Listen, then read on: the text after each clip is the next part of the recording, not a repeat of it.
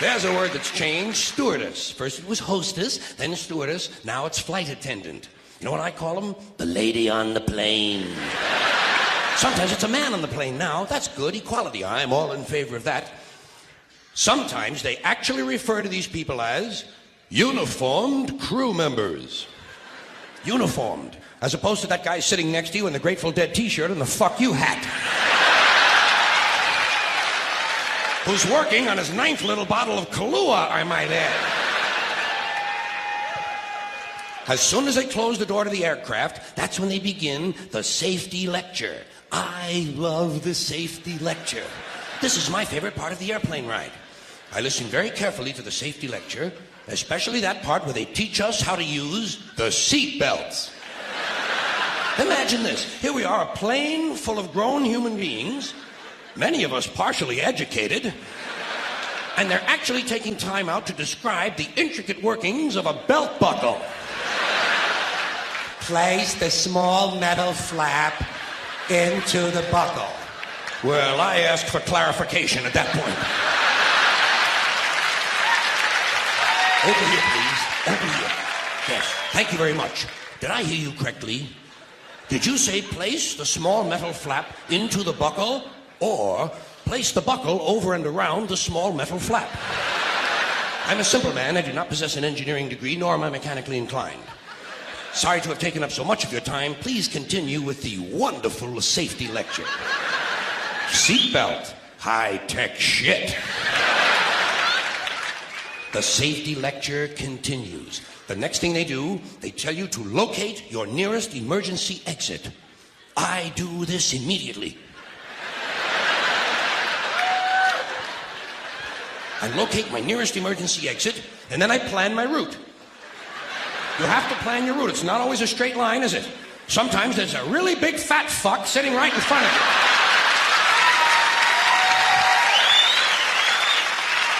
Well, you know you'll never get over him. I look around for women and children, midgets and dwarfs, cripples, war widows, paralyzed veterans, people with broken legs, anybody who looks like they can't move too well. The emotionally disturbed come in very handy at a time like this. You might have to go out of your way to find these people, but you'll get out of the plane a lot goddamn quicker, believe me. I say, let's see. I'll go around the fat fuck, step on the widow's head, push those children out of the way, knock down the paralyzed midget, and get out of the plane where I can help others.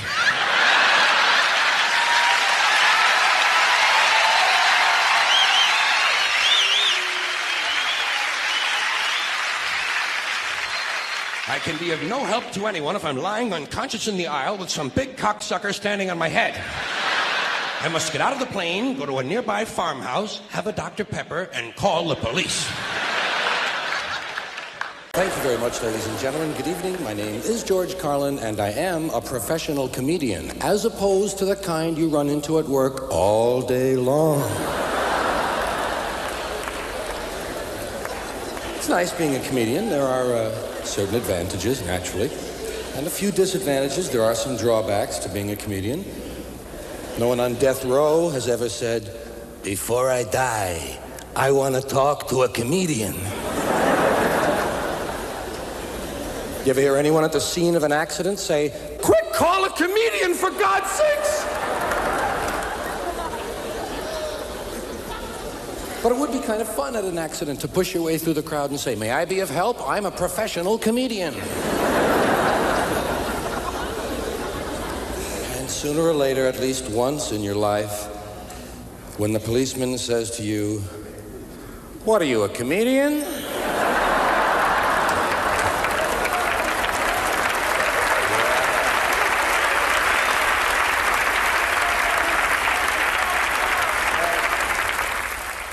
You've got to look him right in the eye and say, "Actually, yes."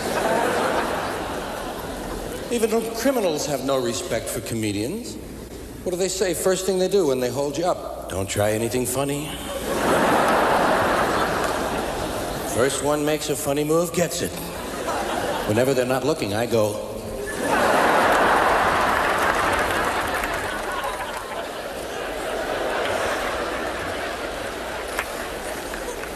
well, that's my job, thinking up goofy shit. thinking up goofy shit, coming around every now and then, letting you know what it is, or reminding you of things you already know, but forgot to laugh at the first time they happened. We all have things like that. You hear it during the day and then you don't remember it at all. For instance, I've noticed they have disposable douche, and I'm wondering who would want to keep it in the first place?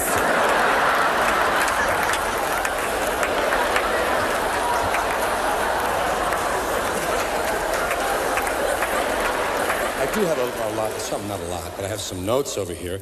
And the reason for that is I haven't been doing this lately. I want to make sure I know and remember everything tonight. I've been taking a little time off. I get about 6 months, I think. I took 3 of them quite voluntarily, and the other 3 quite against my will. I had a heart attack, or as they say in Boston, I had a hat attack. He had a hat attack. You hear about George? He had a goddamn myocardial infarction. I had a hat attack. Fortunately, my pharmacist, my cardiologist, and my doctor give me CPR. But I would like to bring you up to date on the Comedians Health Sweepstakes. As it stands right now, I lead Richard Pryor in heart attacks 2-1. I am ahead. That's right. Now, however, Richard still leads me 1-0 on burning yourself up. Well, the way it happened was, first Richard had a heart attack, then I had a heart attack, then Richard burned himself up, then I said, fuck that, I'm gonna have another heart attack. A severely disturbed geography teacher has been arrested after killing 6 people who did not know the capital of Scotland. A man in Detroit is suing a soup company, claiming that a bowl of alphabet soup spelled out an obscene message to his wife. A heavily armed man in Seattle has taken 6 hostages. He's demanding $3 million and someone to share driving and expenses to St. Louis.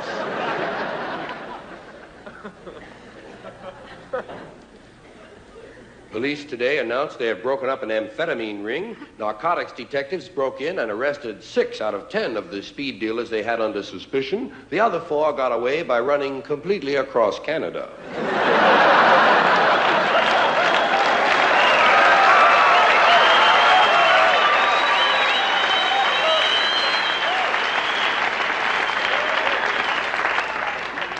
A man who was shot in the chest 9 times yesterday and refused treatment died today of 9 shots in the chest. A man in Cincinnati is suing a hospital, claiming he entered the hospital for a vasectomy and was castrated instead.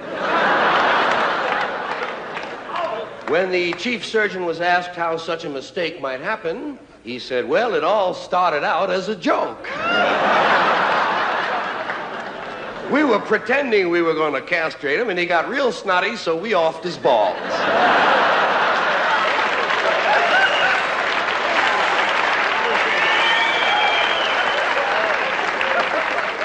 The man himself was philosophical about it. He said, well, it's just that much less to wash.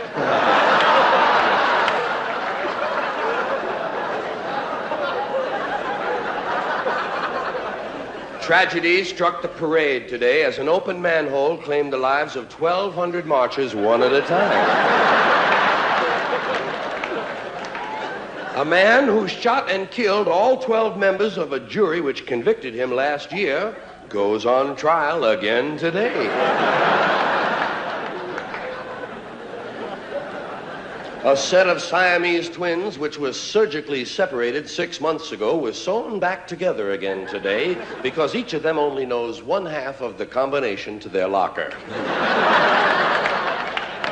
A man who was scheduled, this is kind of one where you're going to moan, but I'm going to do it anyway. Okay, good. A little pre-moaning, that's nice. That ain't a moan. Visine, do they look that red?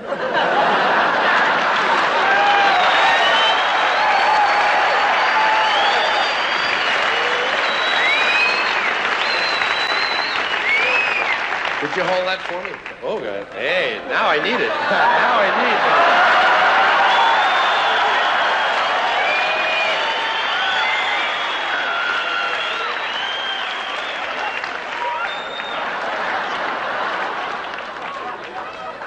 It's like starting a fire for the charcoal burner, you know? You gotta... God. Well, that's going to be nice. That'll really... Well, anyway, would you hold them both for me? This one now, you're under arrest.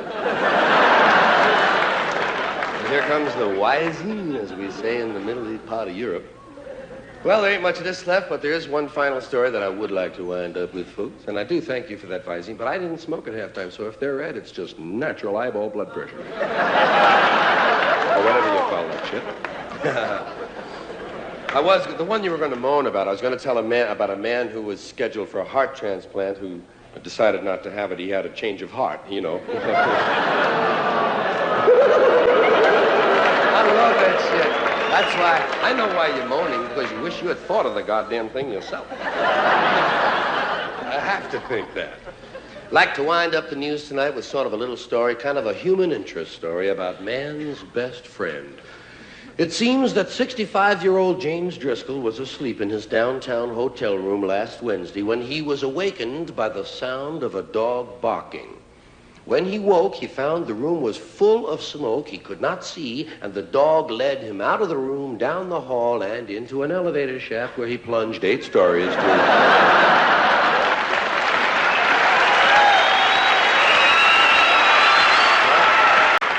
Yes, you are. You're all going to die. Didn't mean to remind you of it, but it is on your schedule. Yes, probably won't happen when you want. Usually comes along when you're not expecting. Generally, you have your stamp collection out, you know. Now? No. Just want a little time to put away your hinges, you know. No. There's a time to die, and it's okay, you know? It's really okay. Nobody wants to die. Nobody. Well, you know, most people don't want to die. Nobody wants to die. Boy, if you think being sick is no fun,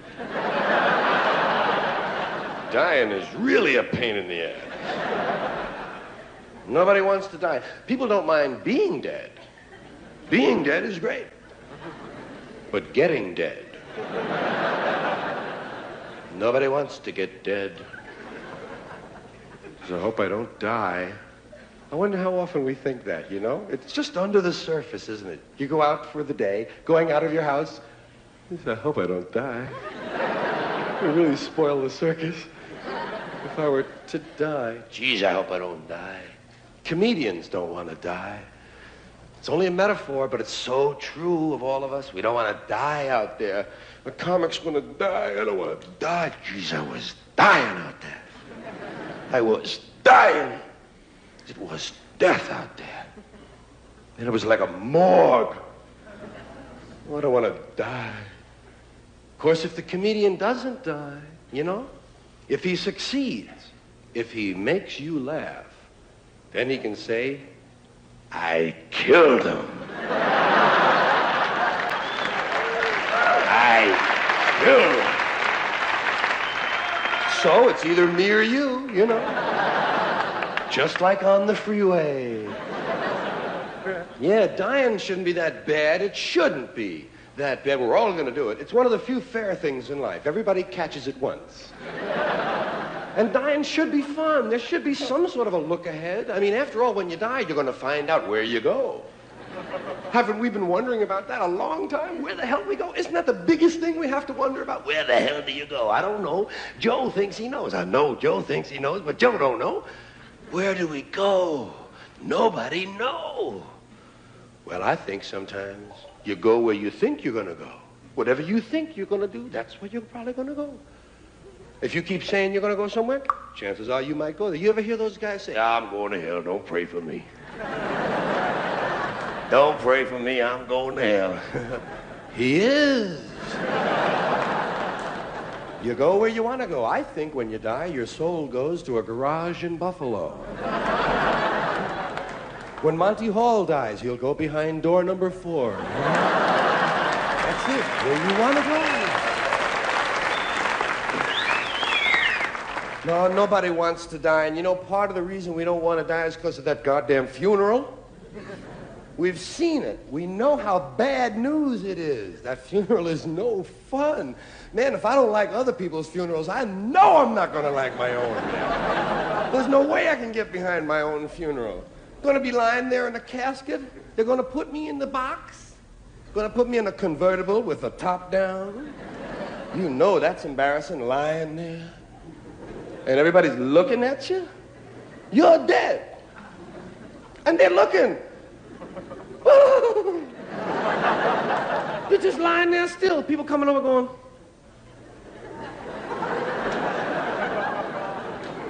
They don't know that you're lying there with short pants on and no back in your jacket. Embarrassed. And sometimes they'll come over, you know, some people, it depends on your religion and so forth, but they do come right over to the casket a lot of times and they'll go like this. And they're silent for a moment. And what they're doing while they're silent is they're subtracting their age from your age. So they get a rough estimate on what they have left. And they get up and they say, don't he look good? Don't he look good? You crazy? He's dead! I know, but he never looked that good. Oh, they say the nicest things about you. They say the nicest things when you die. Your popularity goes straight up when you die. They say the greatest things there are that can be said. They'll even make stuff up if they have to. Well, he was a real asshole, but he meant well, you know? He's a well-meaning asshole.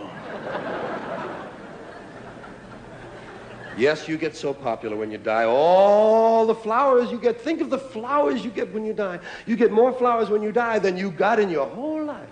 All your flowers arrive at once, too late. The guys will say, oh, yeah, well, you know, Bill is dead. Yeah, poor Bill. Poor Bill is dead, yeah. Poor Dave? Yeah, poor Dave is gone now. Ed? Yeah, poor Ed is gone. Dan? That motherfucker is still alive, isn't he? I wish he would die so I could like him. Well, my feeling is if you're gonna die, you know, or if you know, hey, die big. Die big. Nobody wants to just pass away. You don't want to be a euphemism, do you? Nobody wants to pass away. You know, Arnie passed away. Oh, really? Yes. Well, I didn't know that. Well, that's the idea. On the other hand, Dave died. Oh, yes, I heard about Dave dying. That's true. I say die big. Give it a shot, man. Go out big. It's your chance. Die big. Work in a few posthumous reflexes for your friends. Give them a show before you go. Entertain and uplift and instruct those you are leaving behind. When you die, give them a few posthumous reflexes. You know, the body does store electricity up. There's a certain storage of electricity, and even a dead body, a corpse, will occasionally go... And I say, if you have that potential after you're dead, use it properly. Pre-program. Before you die, pre-program some posthumous reflexes that will be entertaining to those you've left behind.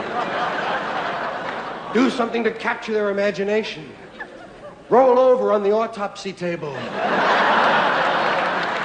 That's nice. Cross your legs, scratch your balls, do something.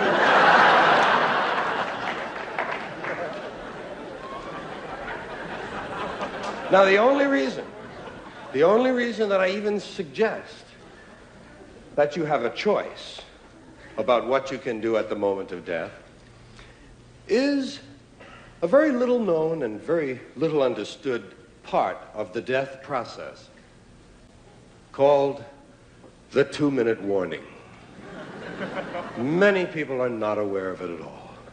The 2-minute warning. just as in football. 2 minutes before you die, you receive an audible warning. 2 minutes, get your shit together.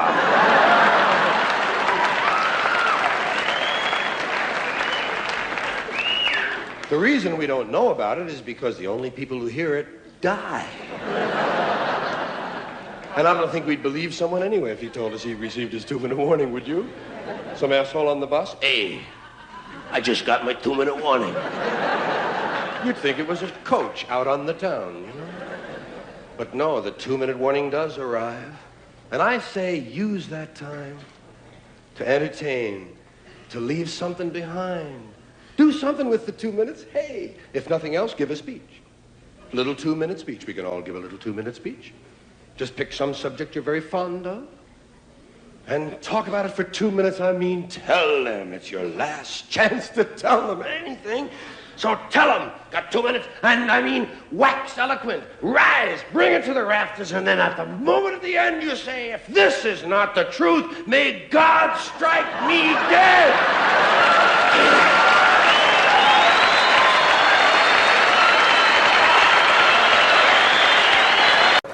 Well, I get pissed, God damn it!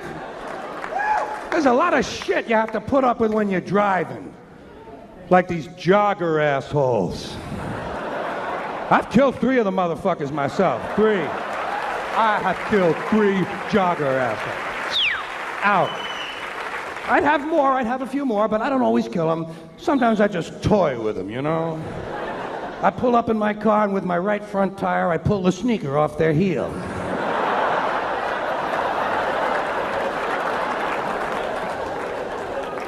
Of course, he can't hear me coming because he has on his Walkman. I'm wearing my Walkman today. I'm cutting the world out.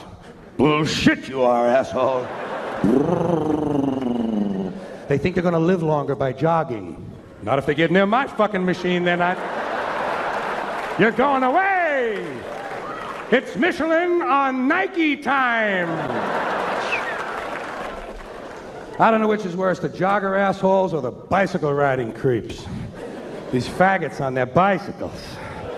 And they got special little hats, you know, they have special little hats to protect their special little heads.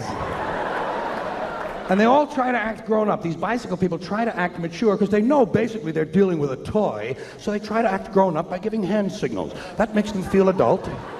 They give hand signals. He's going to tell me where he's going. I'll tell you where you're going. You're going 30 feet up in the fucking air is where you're going.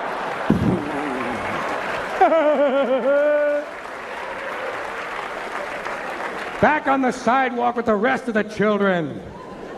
Does your mother tell you to keep your toys in the yard? Well, I get pissed, goddammit! There's a lot of shit you have to put up with when you're driving. Like the other cars. Have you noticed that hazard? Oh, thousands of these other cars, many of them with people who have licenses, apparently. And they get you so fucking pissed off. Some of these people in their cars, they get you so fucking pissed off.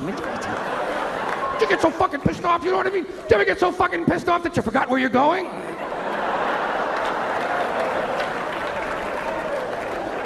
Because you got behind someone who isn't going anywhere either? A man with no destination at all? And I say, step on all the pedals, maybe one of them means go! Oh, they get you pissed.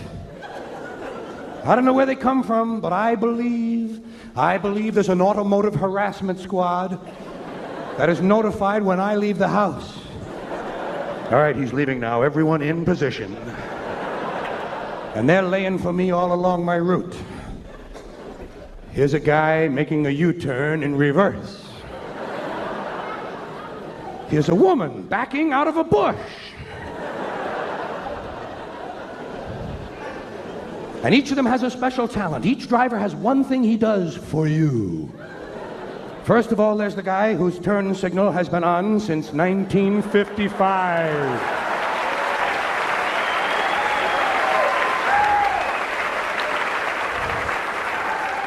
Then there's his opposite.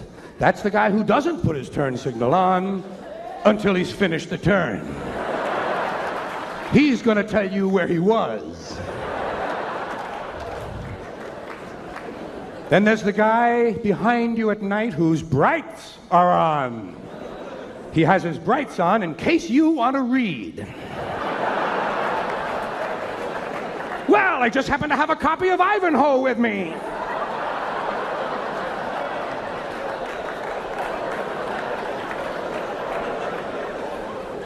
Oh, don't they get you pissed? Don't you get you so goddamn mad sometimes when you're out there? Some of them especially. Here's one you know. Here's a feeling you'll recognize immediately. You ever been behind somebody on like a 2-lane road or something, somebody you cannot get around? You've been behind him already for like 18 minutes, and you want to get somewhere, and he's not moving at all? And did you ever get so pissed off that all you want to do now is catch up with him to see what the fuck he looks like? You know that feeling?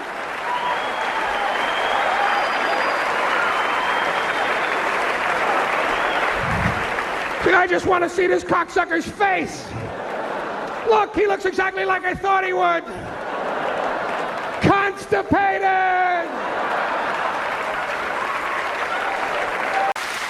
And some of this stuff is just silly. We all know that. Like on the airlines, they say they want a pre-board. Well, what the hell is pre-board? What does that mean? To get on before you get on? They say they're going to pre-board those passengers in need of special assistance. Cripples! Simple, honest, direct language. There's no shame attached to the word cripple that I can find in any dictionary. No shame attached to it. In fact, it's a word used in Bible translations. Jesus healed the cripples. Doesn't take 7 words to describe that condition. But we don't have any cripples in this country anymore. We have the physically challenged. Is that a grotesque enough evasion for you? How about differently abled? I've heard them called that, differently abled.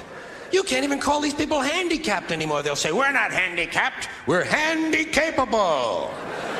These poor people have been bullshitted by the system into believing that if you change the name of the condition, somehow you'll change the condition. Well, hey, cousin, doesn't happen.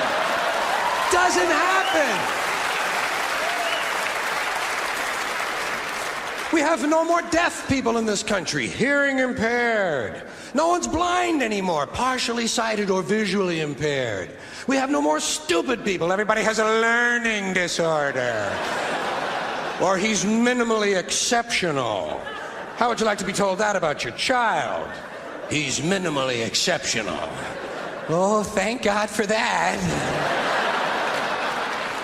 Psychologists actually have started calling ugly people those with severe appearance deficits.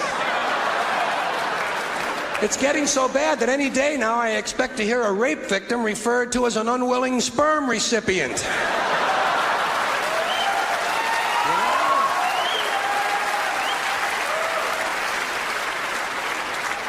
And we have no more old people in this country. No more old people. We shipped them all away. And we brought in these senior citizens. Isn't that a typically American 20th century phrase? Bloodless, lifeless. No pulse in one of them. A senior citizen. But I've accepted that one. I've come to terms with it. I know it's here to stay. We'll never get rid of it. That's what they're going to be called, so I'll relax on that. But the one I do resist, the one I keep resisting, is when they look at an old guy and they'll say, look at him, Dan. He's 90 years young. Imagine the fear of aging that reveals. To not even be able to use the word old to describe someone, to have to use an antonym.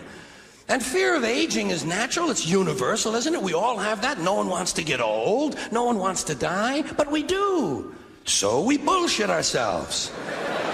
I started bullshitting myself when I got to my 40s. As soon as I was in my 40s, I'd look in the mirror and I'd say, well, I guess I'm getting older.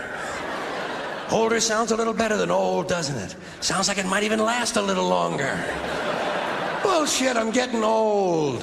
And it's okay, because thanks to our fear of death in this country, I won't have to die. I'll pass away.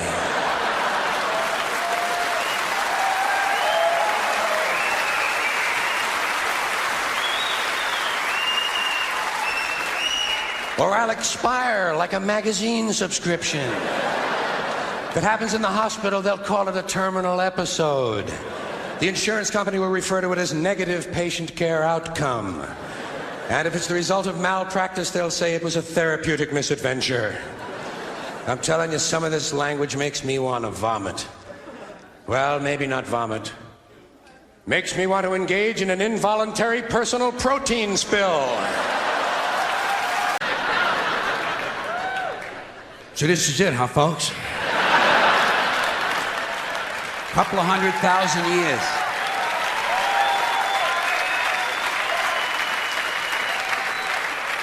The fucking pyramids, for Christ's sakes. Panama Canal, the Great Wall of China. Even a lava lamp. To me, is greater than sliced bread. What's so great about sliced bread? You got a knife, you got a loaf of bread, slice the fucking thing!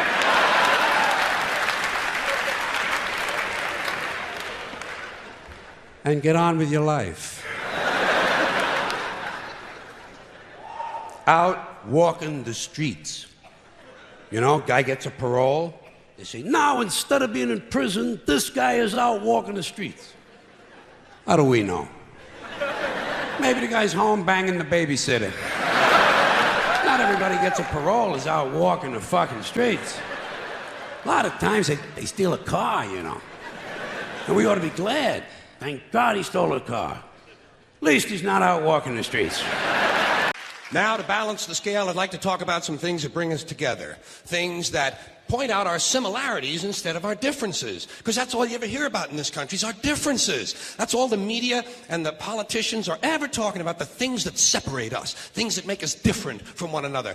That's the way the ruling class operates in any society. They try to divide the rest of the people. They keep the lower and the middle classes fighting with each other so that they, the rich, can run off with all the fucking money. Fairly simple thing, happens to work. You know, anything different, that's what they're going to talk about. Race, religion, ethnic and national background, jobs, income, education, social status, sexuality, anything they can do, keep us fighting with each other so that they can keep going to the bank. You know how I describe the economic and social classes in this country? The upper class keeps all of the money, pays none of the taxes. The middle class pays all of the taxes, does all of the work. The poor are there just to scare the shit out of the middle class. Keep them showing up at those jobs.